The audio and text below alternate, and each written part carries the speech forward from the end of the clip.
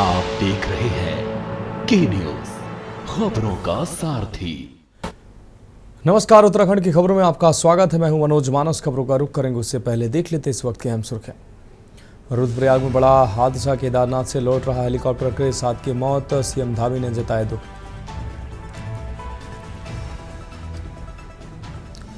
Helicopter हादसे को लेकर सीएम धामी ने दिए जांच के आदेश। हेलीकॉप्टर संचालन के लिए बनेगी सख्त एसओपी। प्रदेश में अगले महीने त्रिस्तरीय पंचायत चुनाव कराने की तैयारी। आयोग के सामने मत प्रतिशत बढ़ाने की चुनौती। चारधाम यात्रा में 45 दिन में 28 लाख श्रद्धालुओं ने किए दर्शन। केदारनाथ धाम पहुंचने वालों का आंकड़ा 10 लाख है। प्रदेश में पहली कक्षा में दाखिले की उम्र में बदलाव। सरकार ने अभिभावकों और स्कूलों को दी बड़ी राहत।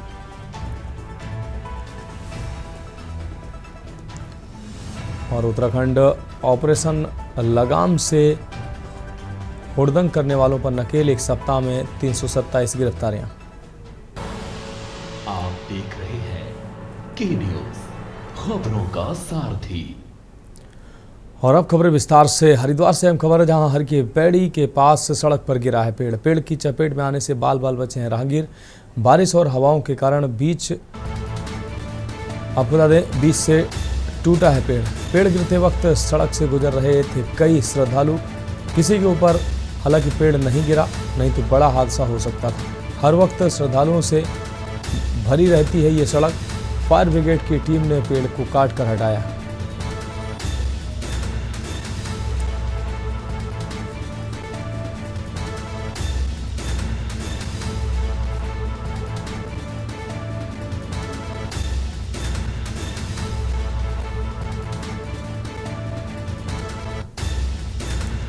फायर ब्रिगेड की टीम ने पेड़ को काटकर रास्ता साफ किया है। हरिद्वार से ये खबर आपको दिखा रहे हैं।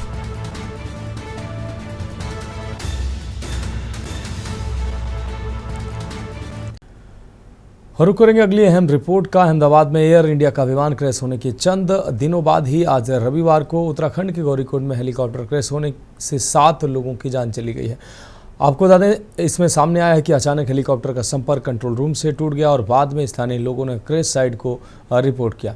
आर्यन एविएशन के हेलीकॉप्टर ने आज सुबह 7 जिंदगियों को हमेशा के लिए छीन लिया।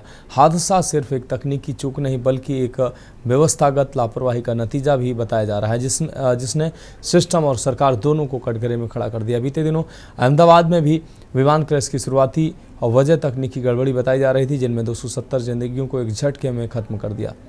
वहीं अब उत्तराखंड में हुई हेलीकॉप्टर हादसे से पूरी हवाई सेवा को ही कटघरे में लाकर खड़ा कर दिया है। सुबह का वक्त केदारनाथ से लौटते श्रद्धालु और अचानक घना कोहरा और तेज हवाएं उत्तराखंड की गौरीकुंड स्थित खर्क की पहाड़ियों पर उस वक्त अफरा तफरी मच गई जब आर्यन एविएशन का हेलीकॉप्टर आंखों के सामने आग का गोला बन गया। स्थानीय महिलाओं ने पहाड़ी की ओर से तेज धमाके की आवाज सुनी और जब वहां जाकर देखा तो मंजर ऐसा था जिसे शब्दों में बयां करना मुश्किल है। पहाड़ियों में मलबे के टुकड़े बिखरे थे और हेलीकॉप्टर जलकर राख हो चुका था। गुप्तकाशी से 5:15 पर उड़ान भरने वाला हेलीकॉप्टर जब 5:25 पर केदारनाथ से लौट रहा था, तब मौसम ने करवट ली और एक काला धुआं आसमान में उठता दिखाई दिया।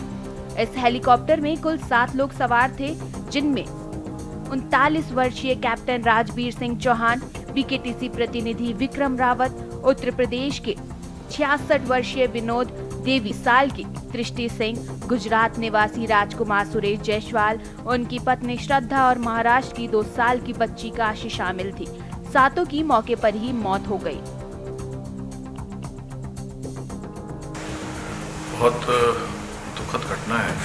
आज प्रातःकाल खराब मौसम के कारण एक हेलीकॉप्टर दुर्घटनाग्रस्त हो गया। मैं सबसे पहले तो जो दुर्घटना में जिनकी जान गई है, जो हताहत हुए हैं, उनके लिए भगवान से प्रार्थना करता हूँ कि भगवान उनको अपने श्री चरणों में स्थान दे और उनके परिवार के लोगों को जो असमय ये दुख आया है, कष्ट आया है, उस दुख को सहन करने की शक्ति प्रदान करें। और साथ ही इनको गंभीरता से लेते हुए हमने तत्काल एक आपातकालीन बैठक बुलाई है और उस बैठक में निर्देश दिए हैं कि एक सख्त SOP बनाई जाए जिसमें किसी भी कीमत पर जो हमारे DGCA के रूल हैं, मानक हैं, उनके मानकों के साथ किसी भी प्रकार का कोई भी ढिलाई न बरती जाए और जो उच्च हिमालयी क्षेत्र हैं, उच्च हिमालयी क्षेत्रों में चलने वाले पायलटों को उसका अनुभव हो, ये एविएशन कंपनियां भी सुनिश्चित करें। एक कंट्रोल एंड कमांड सेंटर यहाँ पर स्थापित किया जाए और जो इस घटना में दोषी हैं, जिनके कारण से घटना हुई है, उनको तत्काल उनके खिलाफ सख्त कार्रवाई की जाए और आज और कल 2 दिनों तक सभी एविएशन कंपनियां और DGCA और यूपाडा और AIB सब मिलकर पहले एक बार पूरे आगे की हेली सेवा के लिए समीक्षा करें। आज सुबह ही एक हेली के क्रैश होने की सूचना मुझे प्राप्त हुई और तत्काल मैंने जिलाधिकारी को सूचना करी कि इस प्रकार की वहाँ पे घटना हो चुकी है और जिलाधिकारी ने तुरंत वहाँ पे रेस्क्यू टीम भेज करके राहत और बचाव का कार्य किया जा रहा है। वहाँ पर एक महिला जिसका नाम शर्मिला है, वो घास काट रही थी, उनसे भी मेरी बात हुई और उन्होंने घटना की जानकारी दी कि इस तरह से यहाँ पे हेली क्रैश हुआ है। उसमें एक स्थानीय व्यक्ति भी हैं जो BKTC में सर्विस करते हैं और वापस अपने घर को जा रहे थे।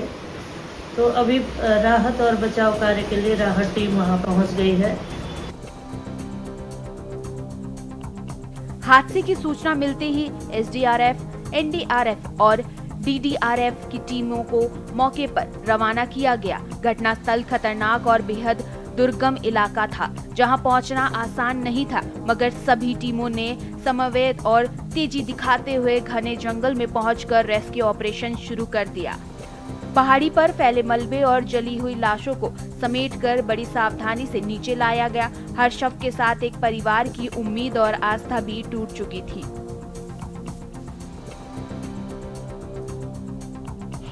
सुबह गुप्तकाशी से हमारी एक RN एविएशन कंपनी है जिसका हेलीकॉप्टर संचालित हो रहा था, जिसमें उनकी पहली शटल ऊपर केदारनाथ गई थी 5:10 पर, जो लगभग केदारनाथ से लगभग 5:25 पर वापस आ रही थी, जिसमें 6 यात्री थे, जिसमें एक छोटा बच्चा था जो 23 महीने का था और एक पायलट। टोटल 7 लोग थे, जो गौरीकुंड के आसपास के क्षेत्र में कुछ मौसम ख़राब होने के कारण थोड़ा सा मुझे लगता है डिसोरिएंट हो गया, जिसकी वजह से वो गौरीकुंड के ऊपर बुग्याल में जाकर के क्रैश होने की लापता की सूचना मिली पहले हमें।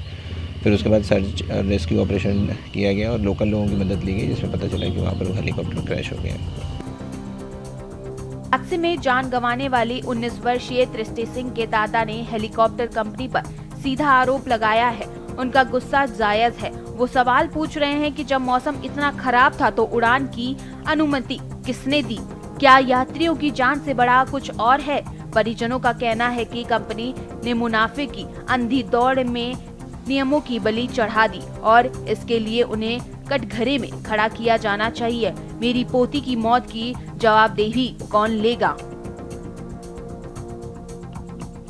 लापरवाही ये कंपनी की और प्रशासन की लापरवाही है कि ऐसे मौसम में भी उड़ान भरने की परमिशन दी जा रही है।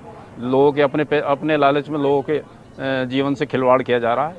यात्रियों को क्या पता कि ये भाई हेलीकॉप्टर में क्या दिक्कत आएगी मौसम को, वो तो इन्होंने बैठाया ले चले। लापरवाही, घोर लापरवाही कंपनीज की और सरकार की। इनके लाइसेंस बैंड कर किए जाने चाहिए। घटना के तुरंत बाद केदारनाथ में हेली सेवाओं को अग्रिम आदेशों तक रोक दिया गया। मुख्यमंत्री पुष्कर सिंह धामी ने उच्च स्तरीय बैठक बुलाई है, जिसमें DGCA, पर्यटन विभाग, आपदा प्रबंधन और UCADA के अधिकारी शामिल हुए। निर्देश दिए गए हैं कि एक तकनीकी समिति बनाई जाए जो हेली सेवाओं के लिए नई और सख्त SOP तैयार करेगी, ताकि भविष्य में ऐसा हादसा न दोहराया जाए।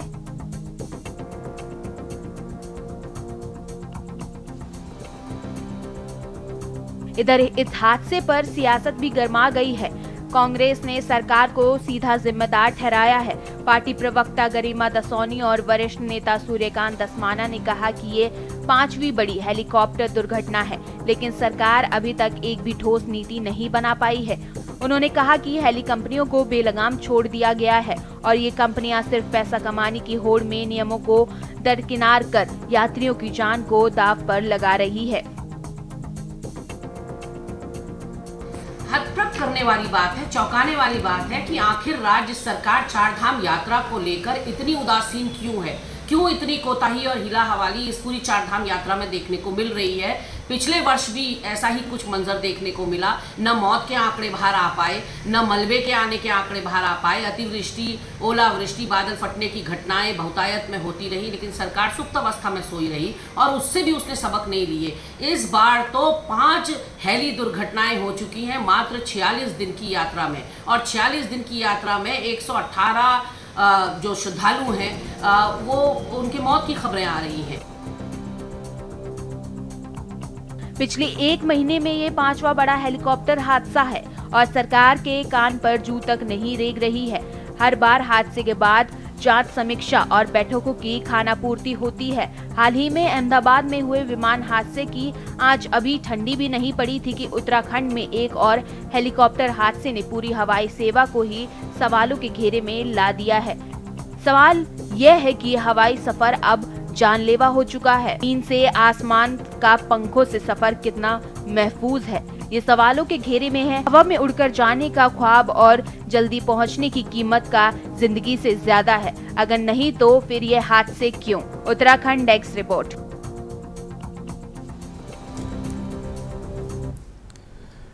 अब बढ़ेंगे अगली खबर की ओर। खबर पौड़ी से है, जहां चारधाम मार्ग पर 40 दिनों से भी कम समय में 5वीं हेलीकॉप्टर दुर्घटना पर कांग्रेस के पूर्व प्रदेश अध्यक्ष गणेश गोदियाल ने सरकार के हेली सेवाओं की सुरक्षा व्यवस्था की निगरानी पर सवाल खड़े किए हैं। उन्होंने आज रविवार की सुबह हुए हेलीकॉप्टर क्रैश में मारे गए सभी लोगों की मौत पर शोक संवेदनाएं प्रकट करते हुए कहा कि हेलीकॉप्टर सेवाओं की संचालनकर्ता कंपनियों द्वारा तय मानकों के अनुसार ही हेली सेवाओं का संपादन किया जा रहा है या नहीं, तथा तकनीकी रूप से परखे हुए हेलीकॉप्टरों को ही उड़ान की अनुमति होनी चाहिए, इसकी भी निगरानी होनी चाहिए। उन्होंने हादसों से सीख लेते हुए सरकार से तत्काल व्यवस्थाओं को दुरुस्त करने की मांग की। उन्होंने कहा कि सरकार को गंभीरता से इस विषय में मंथन करने की जरूरत है। केदारनाथ यात्रा में यात्रियों के परिवहन के काम में लगे हुए हेलीकॉप्टर के दुर्घटनाग्रस्त होने का समाचार आया है। बहुत ही दुखद समाचार है और ये बताया जा रहा है कि करीब 5 यात्री या 5 लोग उसमें हताहत हुए हैं। बहुत ही दुर्भाग्यपूर्ण है। मैं जिन लोगों ने इसमें अपनी जानें गंवाई, मैं परमेश्वर से प्रार्थना करता हूं कि परमेश्वर उनकी आत्मा को अपने श्री चरणों में स्थान दें और शोक संतप्त परिवारों को इस दुख को सहने के लिए, क्योंकि उनके प्रिय परिजन उनसे बिछड़े हैं, परमेश्वर उनको उस दुख को सहने की शक्ति दे।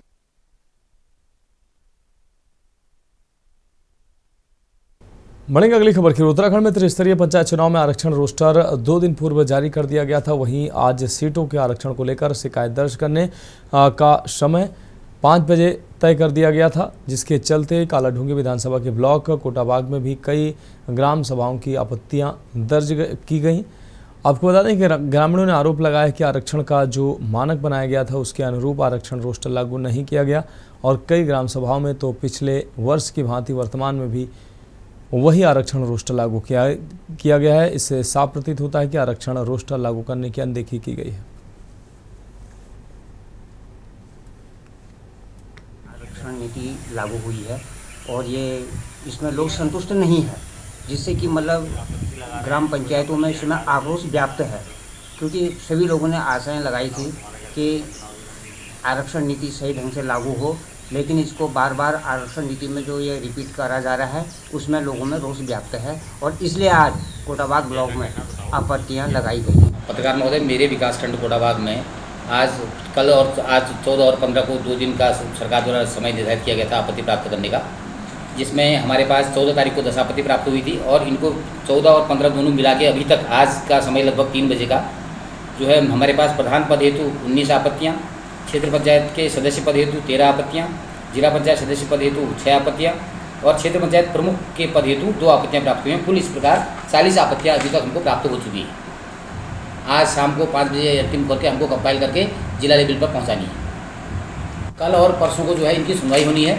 जिला स्तर पर माननीय जिलाधिकारी महोदय की अध्यक्षता में इन पर आपत्तियों पर जो है सुनवाई की जाएगी और इस प्रकार से ये आरक्षण की प्रक्रिया।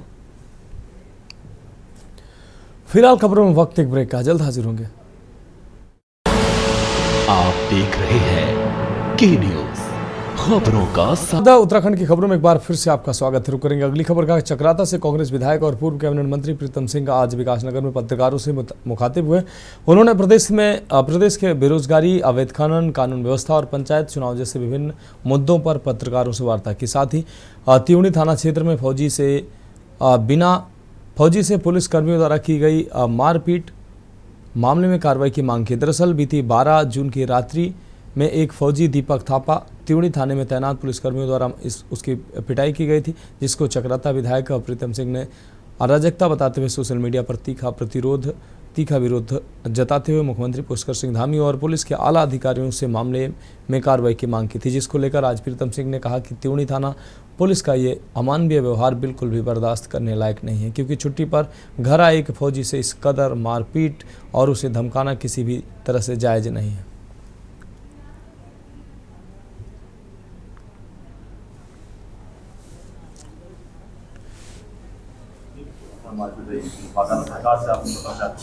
देखिए, त्यूणी में पुलिस थाने में जो पुलिसकर्मी थे, जो इंचार्ज वहाँ पर थे, उन्होंने फौज के एक फौजी के साथ बर्बर जो है व्यवहार करने का काम किया। क्या वो आतंकवादी थे जिनके साथ इतना बर्बर व्यवहार किया गया? जब फौजी थाने में जाता कहता है कि मैं फौज का सिपाही हूं, तब उसके बाद आप उस पर बर्बर लाठी प्रहार करने का काम करते हैं। और तो और आपने पुलिस थाने में तो उनके साथ मारपीट की, आपने अस्पताल ले जाकर के अस्पताल में भी उनसे मारपीट करने का काम किया। इसे किसी भी कीमत पर जो है बर्दाश्त नहीं किया जाएगा। और जो वहाँ का इंचार्ज ऐसो है, कहता है कि मैं इसको नौकरी सिखाना बता दूंगा। क्या बता दोगे भाई?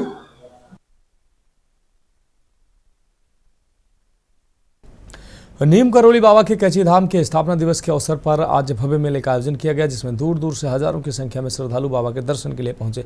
मान्यता है कि जो भी नीम करोली बाबा के दर्शन करने आता है वो खाली हाथ लौटता नहीं है। कैची धाम आज बड़ी संख्या में पहुंचे श्रद्धालुओं को मालपुए का प्रसाद दिया गया। माना जाता है कि नीम करोली बाबा को मालपुए खूब प्रिय थे, इसलिए इस दिन प्रसाद के रूप में मालपुए का वितरण किया जाता है। नीम करोली बाबा की महिमा देश विदेश में फैली हुई। कैची धाम में एप्पल के फाउंडर स्टीव जॉब्स, फेसबुक के founder mark Zuckerberg, Virat Kohli जैसी जानी मानी हस्तियां आ चुकी हैं। आपको बता दें कि कैची धाम में हर साल 15 जून को भव्य मेला लगता है। ये मेला कैची धाम की स्थापना दिवस के अवसर पर लगता है। इस दिन कैची धाम का स्थापना दिवस मनाया जाता है। भवाली में कैची धाम की स्थापना जून 1964 में की गई थी।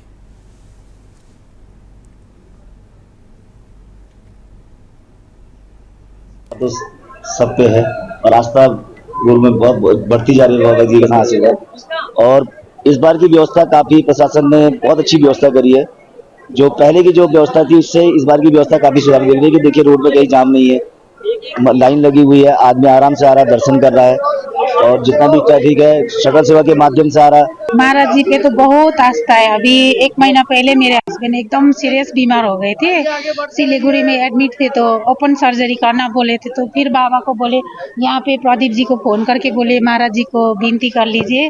फिर हम लोग हैदराबाद लेके गए, उनको सर्जरी भी नहीं हुआ। बाबा की कृपा बहुत है हमारे ऊपर, बहुत है हमारे ऊपर, क्यों सबके ऊपर बहुत है बाबा की कृपा।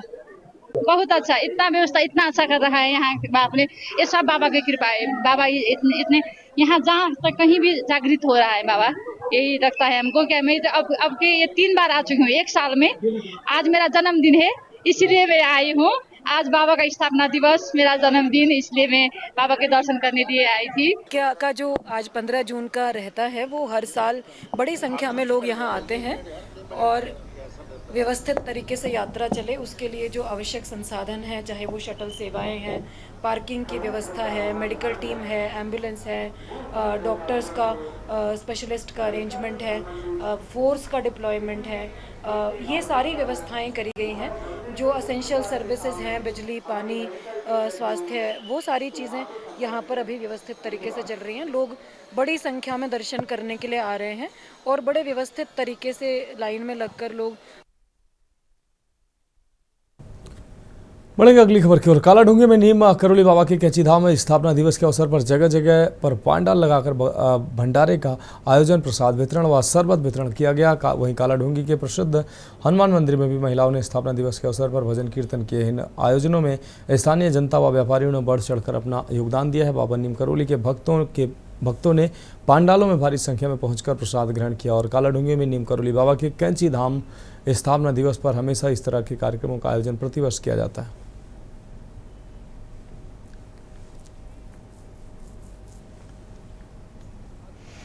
नीम करोली महाराज के स्थापना दिवस के उपलक्ष्य में आज शिव शक्ति मोटर कालाढूंगी दामंगले में हमने प्रसाद वितरण का आयोजन गया था, जिसमें क्षेत्रीय जनता का विशेष सहयोग रहा।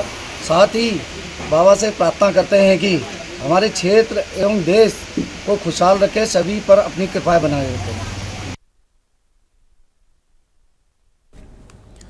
बढ़ेंगे अगली खबर की ओर। विश्व प्रसिद्ध कैंची धाम में आज जहां स्थापना दिवस पर बड़े ही धूमधाम के साथ स्थापना दिवस मनाया जा रहा है, तो वहीं दूर दूर से आने वाले श्रद्धालु हल्द्वानी होकर ही कैंची धाम पहुंचते हैं। ऐसे में हल्द्वानी शहर में कई स्थान पर बाबा नीम करोली महाराज जी के स्थापना दिवस के मौके पर बड़े बड़े भंडारों का आयोजन किया गया, तो कहीं भंडारे की तैयारी नजर आई। कहीं बाबा को मालपुए खिलाए जा रहे थे, तो कहीं विभिन्न प्रकार के भोग लगाए जा रहे थे। ऐसे ही आने वाले भक्तों के लिए बड़ी संख्या में भंडारे लगाए गए, जिसमें लोग हजारों की संख्या में प्रसाद ग्रहण करते नजर आए। हल्द्वानी शहर में कई स्थानों पर बाबा के भक्तों द्वारा पूरे दिन ये कार्य किया गया।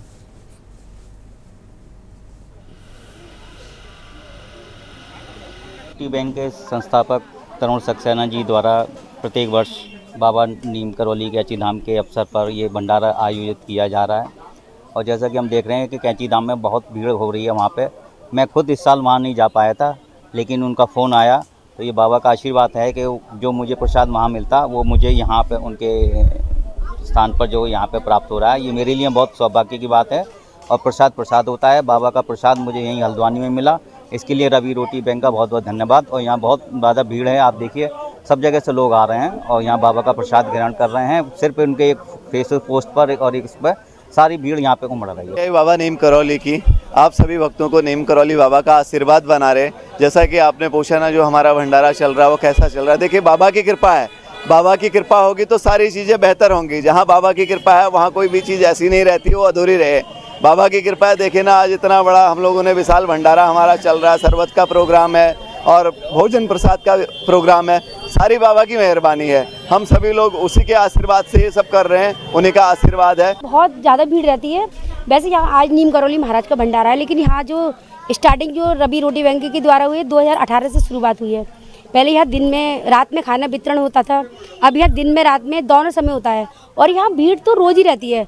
मगर ये कि नीम करोली महाराज का भंडारा भी कई सालों से होता आ रहा है, तो अब तो ये है कि इनविटेशन देने की भी ज़रूरत नहीं है, सब लोग अपने आप आते हैं और बड़ा ही स्वाद का प्रसाद सब कुछ बहुत बढ़िया होता है। ये भंडारा सबसे पहली बात तो भंडारा हमने नहीं करा है, ये करा ही बाबा जी ने है। तो सब प्रभु इच्छा है, वो चाहेंगे तो हमारा एक कहना है कि बाबा जी जो बाबा जी के घर पे नहीं पहुंच सकता, हमें बाबा जी ने अपनी तरफ से एक सेवा का मौका दिया है, जिससे कि लोग बाबा जी का प्रसाद ग्रहण कर सकें। अपने जीवन में मैं कहता हूँ ना, साक्षात होता है। कभी कभी किसी चीज़ों का बड़ा तगड़ा अनुभव होता है अपने जीवन में। मेरे जैसे साधारण से लेकर के असाधारण से लेकर के महत्वपूर्ण व्यक्ति तक ने बाबा जी को महसूस किया है।